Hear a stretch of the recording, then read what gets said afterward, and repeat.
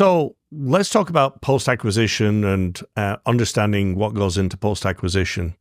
So within post-acquisition, there's two elements. There's the financial, and then there's also the operational.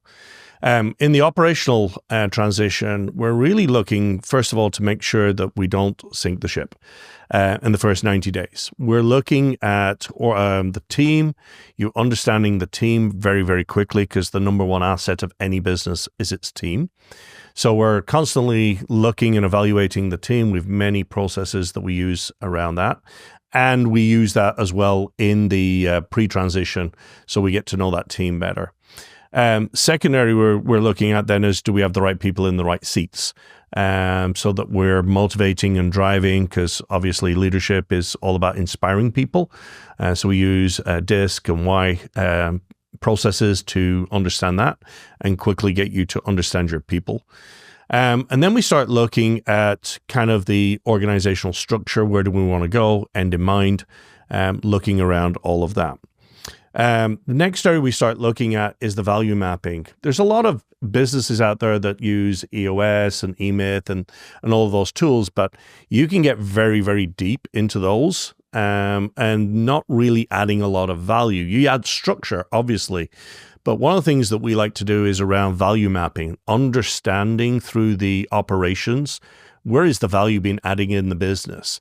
And from those, then we start adding the elements and the documentation around that, so that we know what we're working on to add value, grow that business, make sure we have the documentation around that. We also understand what are the tools and technologies that we're using to drive that. Do we have gaps? And if we have gaps, where do we need to address that?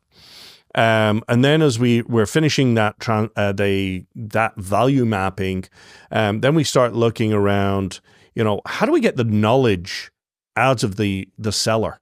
So these sellers are probably in their business 10, 15, 20 years. How do you start to extract that knowledge out of their brains so that we can actually get that into the business, so those sellers can actually, go off to and have their Mai Tais? That's what they're dreaming of, right? Moving away and getting out of the business and enjoying their retirement, if that's what they're looking to do. But we've got to be able to extract that knowledge easily, quickly, out of those sellers. And then the other thing that we're looking at, especially in transition services, is how to move those sellers on. Again, remember, sellers, a lot of their themselves, right, who they are tied to the business. Even though they want to sell the business, sometimes the sellers, when the deal is done, is like, what now? Where do we go now?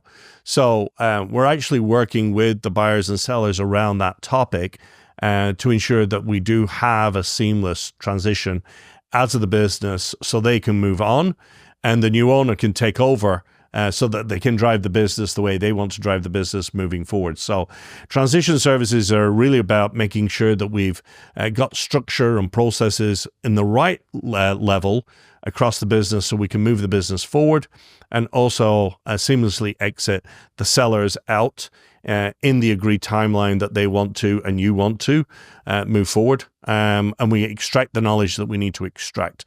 So that's kind of what we do in our transition services. Yeah, I describe it, Andrew, when I'm talking to potential clients, is a lot of times when you walk into a small business or Main Street business, they don't have a lot of documentation. There's not an owner's manual for how to operate the business. There's nothing, you're sitting there and you're staring at the dashboard of your brand new car, but there's no place to look up what all of those dials and gauges mean. Mm-hmm. And so one of the things that I describe what you do in this area and your team does is basically you go through a systematic process of looking at every aspect of the business with the owner and with the senior members of the team, and using a process, which I think is a very clever process that you have, that allows us to go through and build that owner's manual, mm-hmm. so that by the time that 60 or 90 days has passed and the owner is really ready to step out, that we've done the Vulcan mind meld, for those of you who remember in the 1960s Star Trek, and we've pulled all of that information out of the owner's brain and put it down on paper. One of the cool things that I think Andrew does with this is really we think about, oh, you need systems and processes. That means someone sitting and down and writing pages and pages and pages of information. And that's not at all what it is. So why don't you tell us real quick kind of how you approach getting that information out of the owner's brain? So again, part of the value map is understanding the process, right? So going through the process. Then we actually build questionnaires. So we're building the questionnaires that the buyer could actually sit with the seller and ask those questions. And we use technologies like Loom, for example, where we actually get the seller on camera. They don't have to be on the video. They could just use the voice. But we use tools within that not only are we capturing the voice, we can also capture the screen. So let's say they're going through a process that they've got in a system. We can capture that. But we gather that transcript, and that transcript allows us to build within minutes a process flow. So it's seamlessly extracting that knowledge that the owner, the former owner has.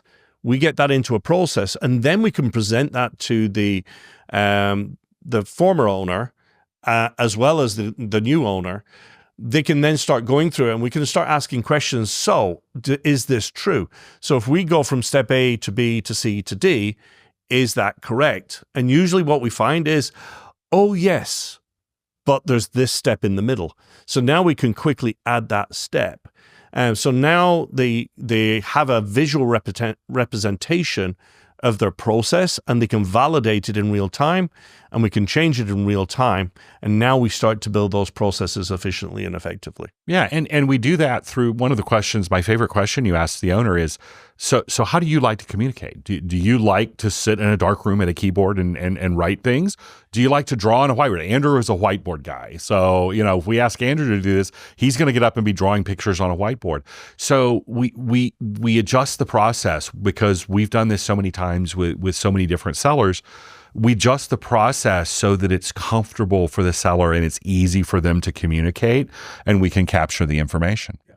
And then the other thing we're doing in transition services, right, because we're an advisor at the end of the day. So in the work that we've been doing with business owners, when the new buyer has a question, right? So some of our buyers have never really owned a large business that they're buying. And on our team, everybody's got years of experience at executive levels. So somebody could come with a question. We probably got some of the answers for them very, very quickly. Again, as your point, right? They can't see the business because they're actually in the picture. Right. We can step back with years of experience and what's worked and what hasn't worked, and we brainstorm around solutions for those clients. That if we do this step, then we're going to get that result. So if there's issues within the business, we can quickly come up and formulate some solutions with the new buyer that they can move forward with. So, for example, we're having a challenge with a current client that the seller still feels they own the business even though they've sold the business, and they were having a challenge in how to communicate with this previous owner and how to move them along quicker. We came up with 3 scenarios. We came up with a communication that we share with that seller, and how do we move forward with that in a positive way?